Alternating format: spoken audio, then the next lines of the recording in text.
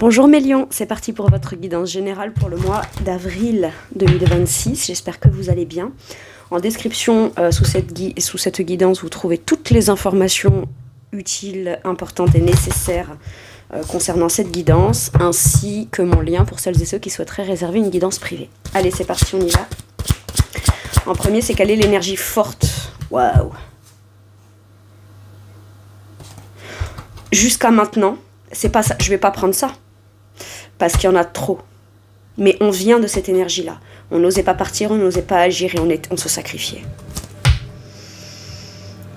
Tout en ayant la conscience, peut-être qu'il fallait partir pour vivre un nouveau départ, tout en même temps qu'on laisse le sacrifice dans la situation à quitter.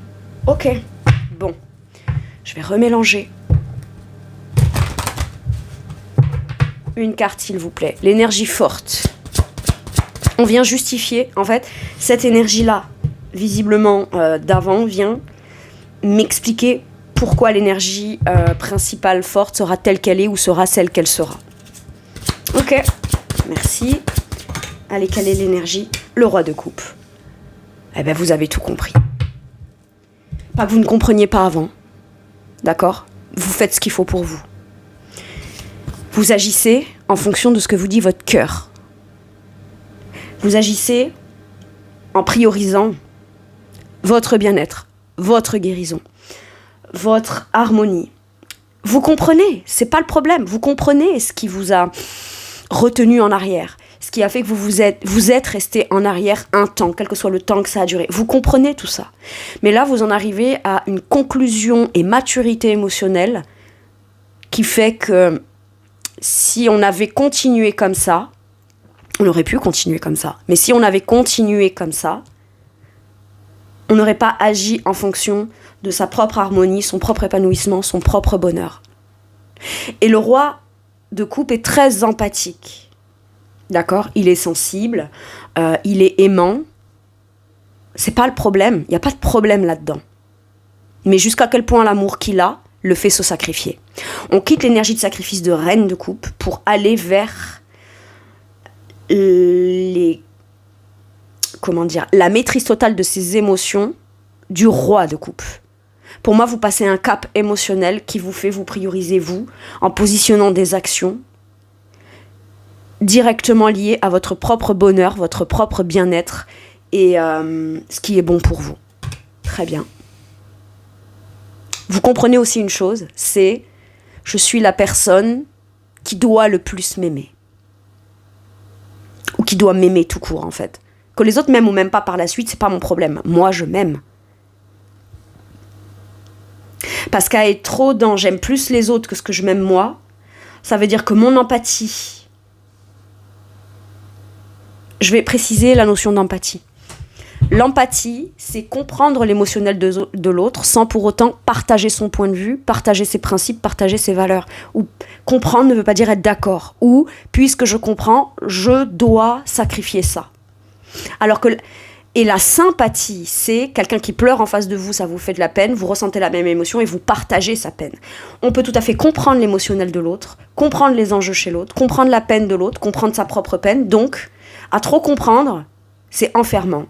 Et là, à s'aimer soi, tout en comprenant la situation, mais en agissant quelque part pour son propre bien-être personnel, c'est favoriser des actions qui démontrent que oui, on peut aimer les autres, mais jamais ou plus jamais au détriment de son propre amour personnel. Et c'est comme ça qu'on est quelqu'un de fiable, de confiance, d'aimant et d'aimable. Si on s'aime soi, les autres ne peuvent que vous aimer. Et s'il y en a certains qui ne vous aiment pas ou ne vous démontrent pas par des actes qu'ils vous aiment pleinement assumés et matures, c'est pas grave, puisqu'on n'a plus besoin d'attendre les actions et démonstrations d'amour de l'extérieur pour déjà soi-même se sentir comblé pour soi-même ou dans sa vie ou émotionnellement. Donc il y a l'empathie et il y a la sympathie. D'accord ? Parce que je comprends l'autre et que l'autre, je comprends sa détresse, et que moi aussi, quelque part, ça me met dans une forme de détresse, je vais m'enfermer avec l'autre dans sa vie, ses problèmes, ses trucs, c'est ça, et jamais décider ou agir pour moi de façon mature personnellement. Tu veux que les gens t'aiment de manière mature, démonstrative et pleinement assumée ? Ouais.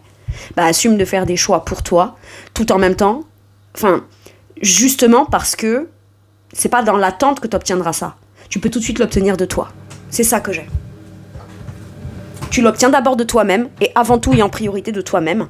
Et ensuite que les autres fassent ou ne fassent pas, l'avantage c'est que ça ne te regarde pas, ça ne te concerne plus. Qu'on ne t'aime pas ou qu'on ne te démontre pas, ça ne te concerne plus.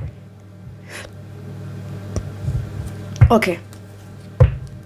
Quand tu te sens beaucoup plus concerné par l'émotionnel des autres ou les problématiques des autres, ça te fait te déserter toi-même dans ton propre émotionnel que tu te dois avant tout à toi-même. Ok. Et on arrête de déserter son propre cœur. On veut être avec des gens fiables et qui assument émotionnellement. D'abord, on va l'être pour soi-même. Une fois qu'on l'est pour soi-même, ça n'enlève pas la capacité d'empathie à l'extérieur et même de sympathie, de partage des émotions. Mais on ne peut pas faire que toujours prioriser la compréhension émotionnelle ou la problématique des autres avant même de se pencher sur son propre bien-être et sa propre harmonie à soi-même. Sinon, c'est du sacrifice. Et ce n'est pas de l'amour. Se sacrifier, c'est un acte à la fois et de démonstration d'amour vis-à-vis de l'autre, mais jusqu'à quel point le sacrifice ou la hauteur ou le temps dans le sacrifice vient surtout nous démontrer un manque d'amour vis-à-vis de soi-même, en fait. Bien sûr qu'on peut faire des compromis, mais pas jusqu'au point de se sacrifier soi, sa propre personne, son cœur, son bien-être, son harmonie et son bonheur et sa joie et tout son émotionnel juste au profit d'un truc qui, visiblement, c'est pas l'amour que vous y portez qui vient régler la problématique. Normal, ça dépend pas de vous.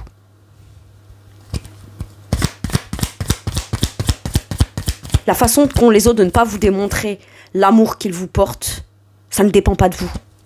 Parce que vous, tel que vous êtes déjà légitime à être aimé tel que vous êtes. Bien sûr qu'on peut toujours s'améliorer, mais ça n'empêche. Votre énergie à vous. Je ne choisirai pas ou ne choisirai plus quelqu'un d'autre en priorité que moi-même. Le choix, c'est d'abord moi. Et une fois que moi, je suis bien avec moi-même, après, je peux faire des choix par rapport aux autres.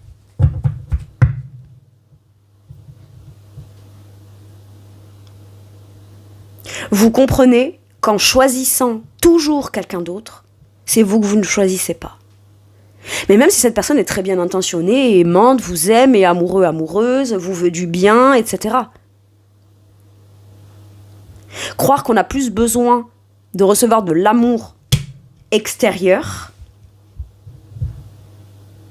fait que vous choisissez toujours plus cette personne que vous-même. Et ça, vous arrêtez. On arrête de croire qu'en fait, on doit choisir, ou qu'un choix qu'on fera nous fera forcément nous couper d'une part de nous-mêmes. J'ai un truc comme ça. À quel moment vous vous engagez plus vis-à-vis des autres que de prioriser avant tout votre propre engagement de choix dans votre cœur à vous pour vous-même? Si je ne suis pas, moi, tout en même temps que je reste dans une situation qui me sacrifie, ça me donne quoi comme conséquence? Quoi, j'ai l'impression qu'on ne me choisit pas. Alors qu'en fait, je ne dois pas ou ne dois plus ou ne devra plus déjà me considérer comme étant quelqu'un qui doit être un choix. C'est soit évident, soit ça ne l'est pas, mais on n'a pas à me choisir ou pas me choisir en fait. Parce que si l'autre ne me choisit pas, moi je me choisis plus et je reste là pour attendre que l'autre me choisisse. Donc personne ne vous choisit, même pas vous. Waouh. En fait, vous allez sortir de cette notion d'être une représentation, d'incarnation d'un choix que vous devez être. Vous n'êtes pas un choix, vous êtes une personne, quoi. Vous êtes une personne, vous n'êtes pas un choix. Et si vous dites, mais attends, mais moi je suis pas un choix, c'est tout de suite beaucoup plus facile. La seule personne qui peut choisir dans votre vie par rapport à vous, la personne que vous êtes et vous-même, c'est vous. La seule personne qui est légitime à faire des choix, vous concernant ou visés vers vous, c'est vous-même. Personne n'a de choix à faire vis-à-vis de vous ou pas. Les gens font des choix pour eux, ce qui vous impacte vous, finalement. Donc vous arrêtez d'incarner un choix. Je ne suis plus un choix. Puisque je préfère me consacrer à toutes les actions et tous les choix que je vais faire, mais qui auront un impact concret, émotionnel, pour moi. C'est tout. Donc on arrête d'en rester au stade de cette énergie de choix. Les choix qu'on fait auront des conséquences. Et après, on va vivre les conséquences. On ne vivra pas le choix. Vous voyez? C'est ça. Magnifique. Magnifique. Dans votre sphère. Et alors ça peut être relationnel, amical, familial, professionnel, peu importe. Hein. Parce qu'avant qu'on vienne vous essayer de penser que ça va vous rassurer, qu'on vous dise oui, t'es gentil, oui, t'es empathique, oui, t'es sympathique, etc. Vous avez l'impression d'être une bonne personne fiable émotionnellement pour vous-même déjà. Et ça, vous l'atteignez. À partir de là, on peut vous coller l'étiquette ou avoir l'opinion qu'on veut de vous. Hein. J'ai envie de dire, le roi de coupe, il est tellement bien dans sa vie que finalement, ça lui en touche une sans faire bouger l'autre, quoi. Je suis même pas sûre qu'il l'entende ou qu'il prenne ou qu'il y accorde un quelconque intérêt de ce qu'on pourrait penser de lui, en fait. Il a pas de temps à perdre à savoir ce qu'on pense de lui ou ce qu'on pense pas de lui. Ce qu'on ressent ou pas, les intentions qu'on a vis-à-vis de lui ou pas, ou machin. Il n'y a pas besoin de connaître les intentions des autres. Ou cachées, ou pas dites, ou non dites, ou pas assumées, ou j'en sais rien. On se fie à ce qui y est ou ce qui n'est pas de manière factuelle. Et ça, tout de suite, quand factuellement il n'y a pas, ou quand factuellement il y a ce qu'on n'a pas envie qu'il y ait,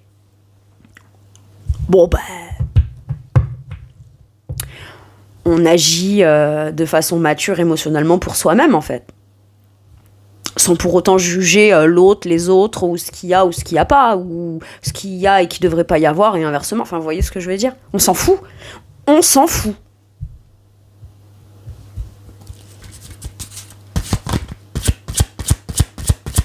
Ça n'a de l'importance que si vous y accordez une importance. Ok. Et là, c'est pas que c'est important ou plus important, c'est que c'est juste mal placé. C'est important si on se considère comme quelqu'un qu'on doit choisir. Mais si on se dit, mais attends, mais moi je suis pas censé être un choix ou un non-choix ou j'en sais rien, moi je suis une personne. La question ne se pose même plus, en fait, de et qu'est-ce que, et pourquoi, et machin. Ça se pose même plus. Puisqu'on n'est plus dans. On ne se considère plus, on ne se voit plus, on ne se vit plus, on ne se ressent plus comme dans cette catégorie d'être un choix. Vous n'êtes pas une robe dans un placard qu'on va laisser de côté, qu'on va pas porter pendant un an, en fait. Mais je comprends pas, pourtant, il ou elle m'a acheté. Ouais, mais t'es pas un objet. T'es pas un objet. Voilà. Par contre, toi, tu peux choisir quelle robe tu vas mettre le matin. Et oui, monsieur, vous pouvez mettre des robes. Non, Ingrid, adapte un exemple pour nous, les hommes, s'il te plaît. Mais alors, habille-toi comme tu veux, choisis de mettre ce que tu veux. C'est ok. Très bien.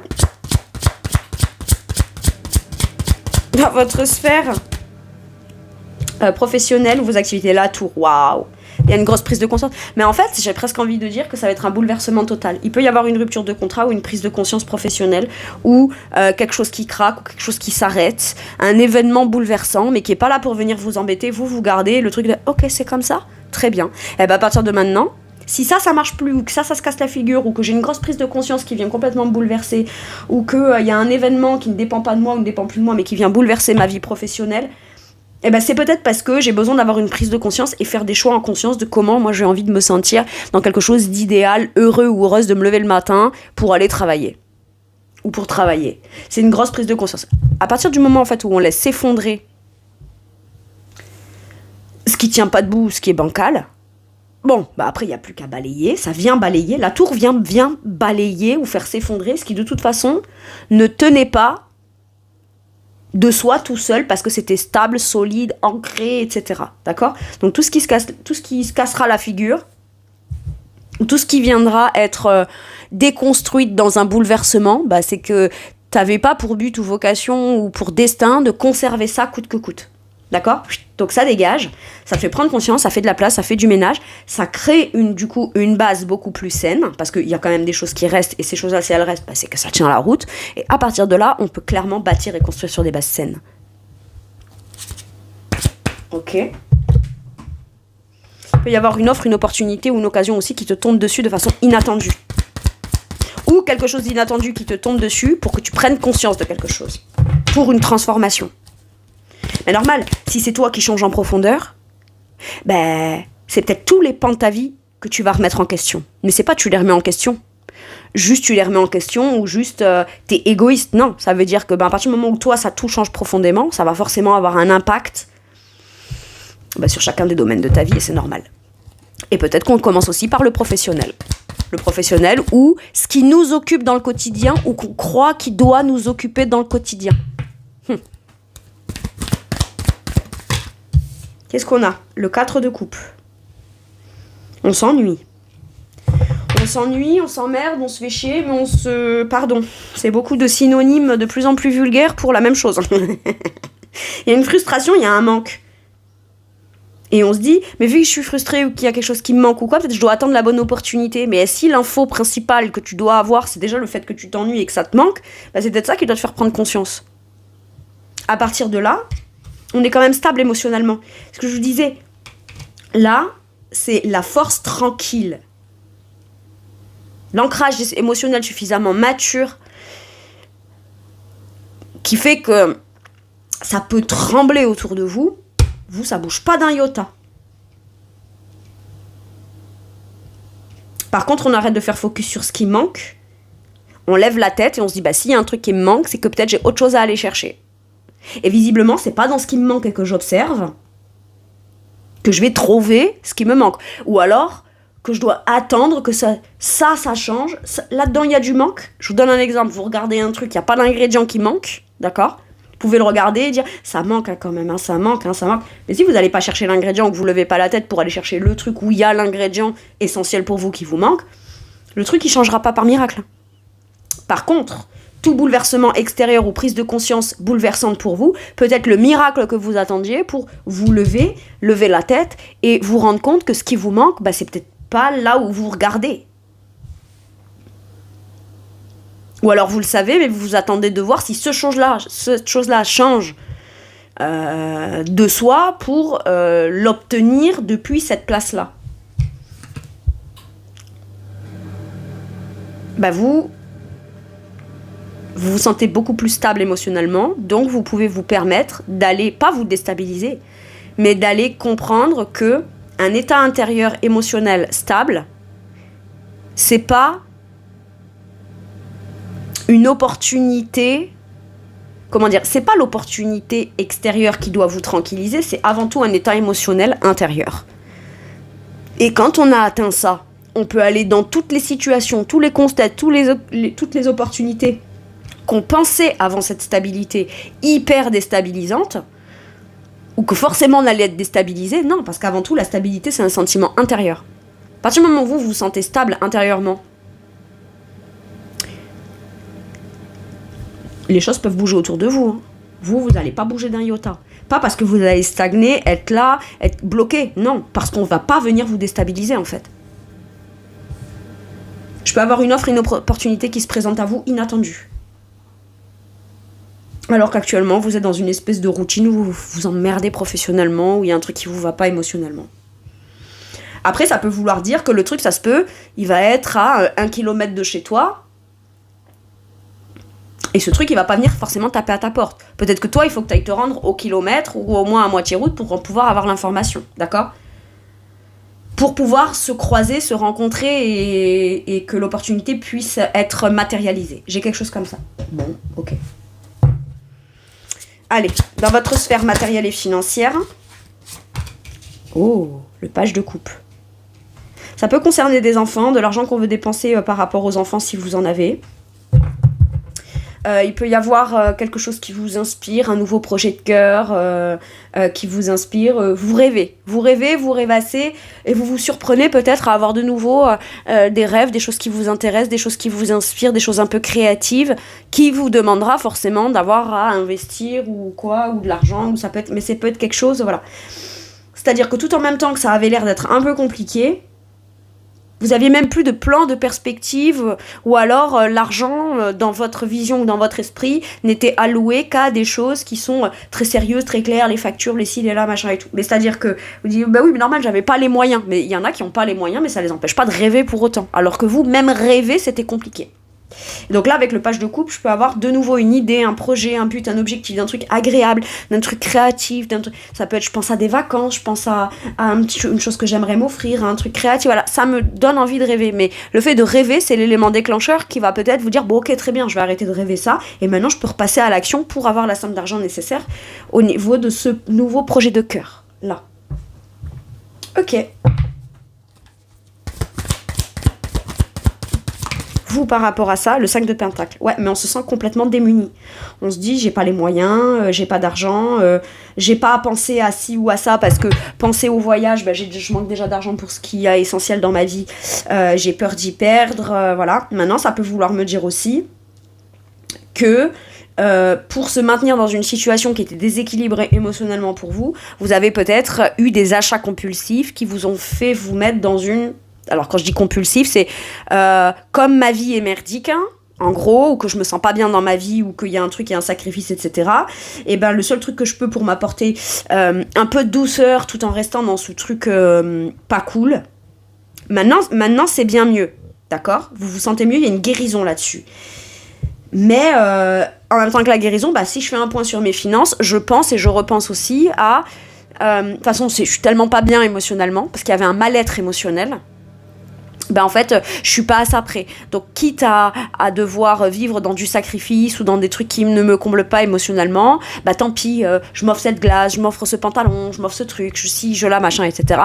Et quand on guérit émotionnellement et qu'on sort de là, et ben on se dit, waouh, il y a tellement d'argent que j'ai dépensé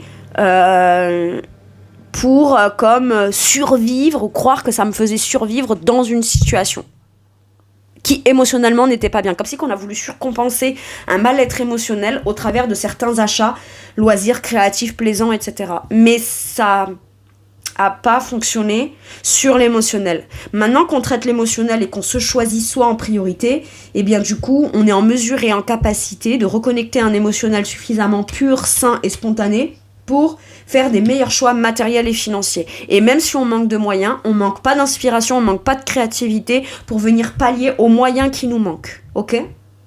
Très bien. Maintenant, le 5 de denier nous parle d'une main tendue et d'aide. Une aide que vous pourriez recevoir pour vos enfants. Ou une aide que vous pourriez recevoir pour un projet, pour un truc un peu sympa, créatif, concernant vos enfants ou concernant votre projet. Ok. Très bien. Allez, dans votre sphère spirituelle et monde intérieur, qu'est-ce qu'on a ? Cavalier d'épée. Ah ben vous avez plein d'idées, ça fuse.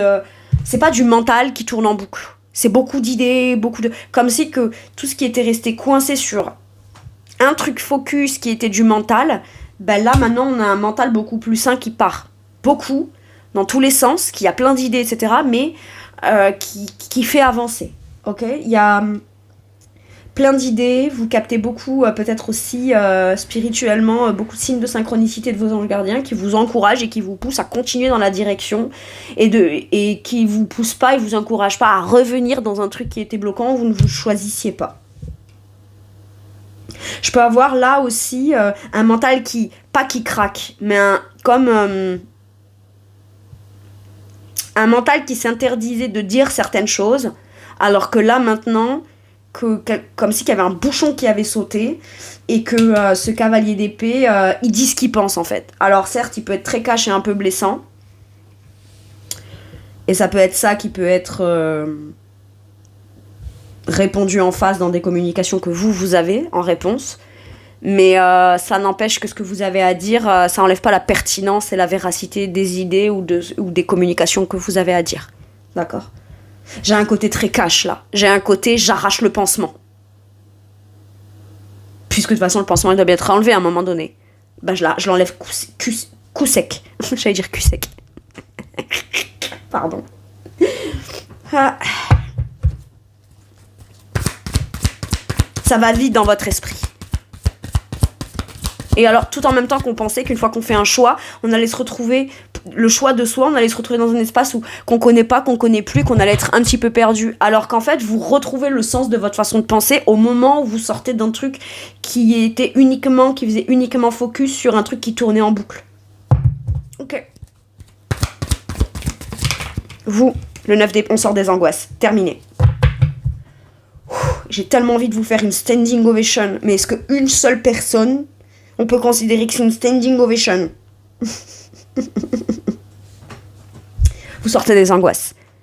Et aujourd'hui, vous ne gardez plus vos angoisses pour vous. Dès que ça vous angoisse, vous le dites, vous l'exprimez. Bam. Ça plaît, c'est bien, ça plaît pas, c'est pareil. J'ai l'impression qu'on vous pousse aussi à aller trouver de l'aide par rapport à quelqu'un qui peut pertinemment vous aider.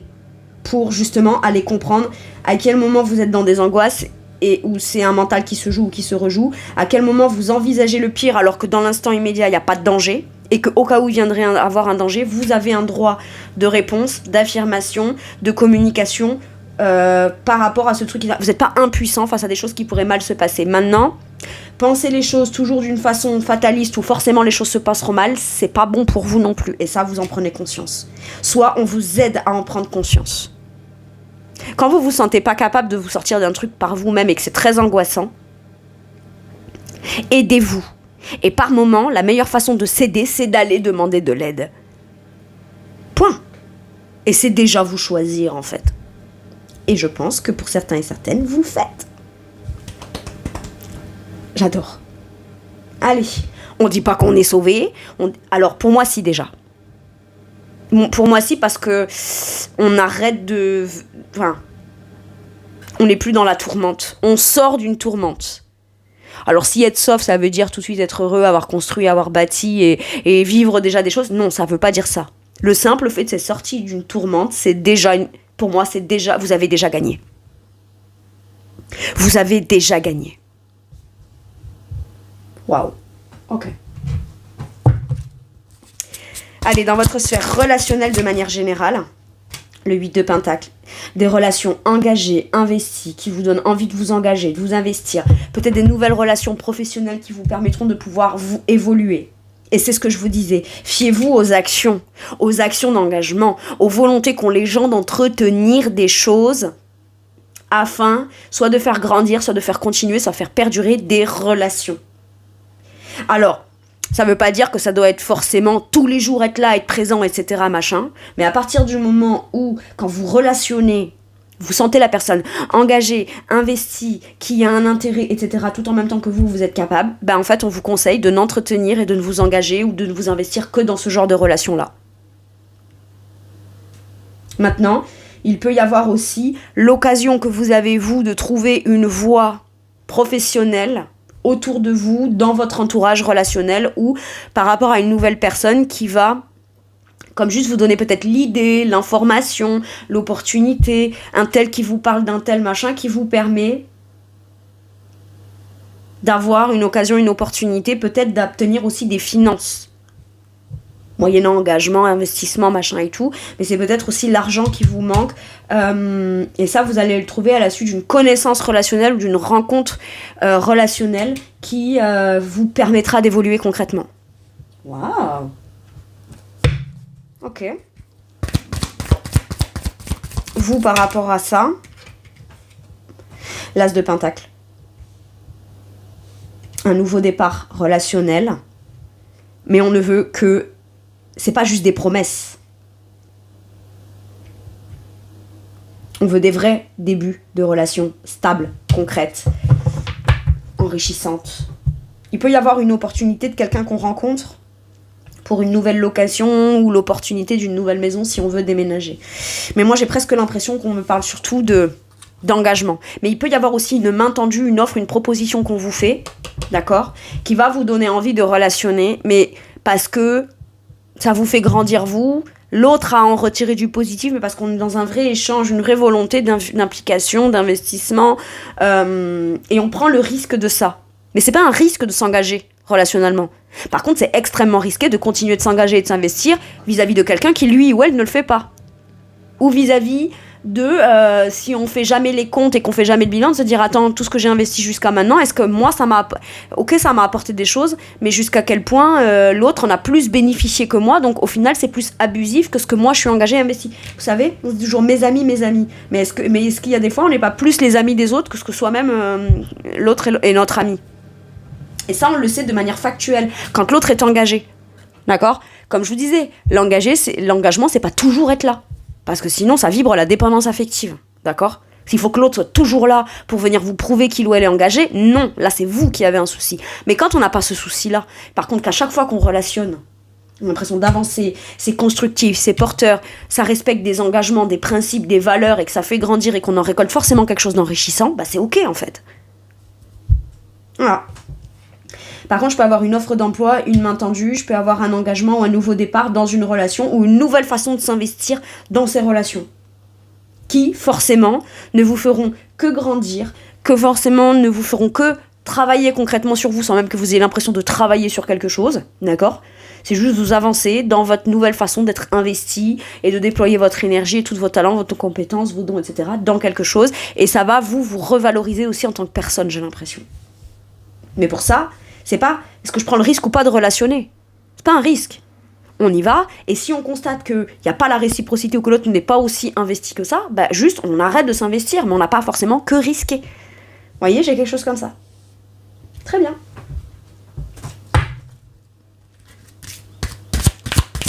Et là, c'est pas juste, oui, je te promets que je te ferai signer un contrat. Non, l'as de denier, c'est la signature de la promesse. C'est pas pareil. Vous voyez ? Voilà.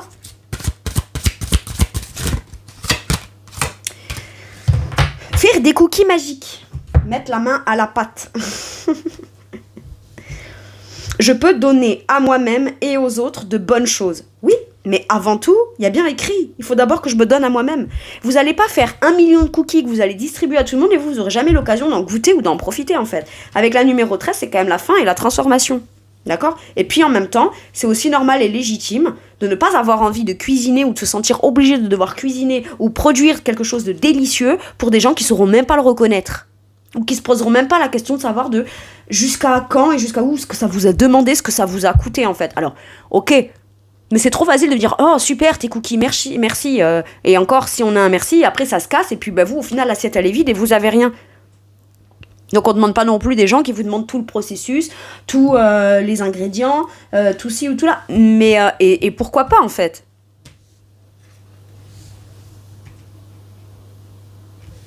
Très bien. Donc faire des cookies magiques. Moi j'ai l'impression qu'il y a... le message c'est... Nourris-toi de choses...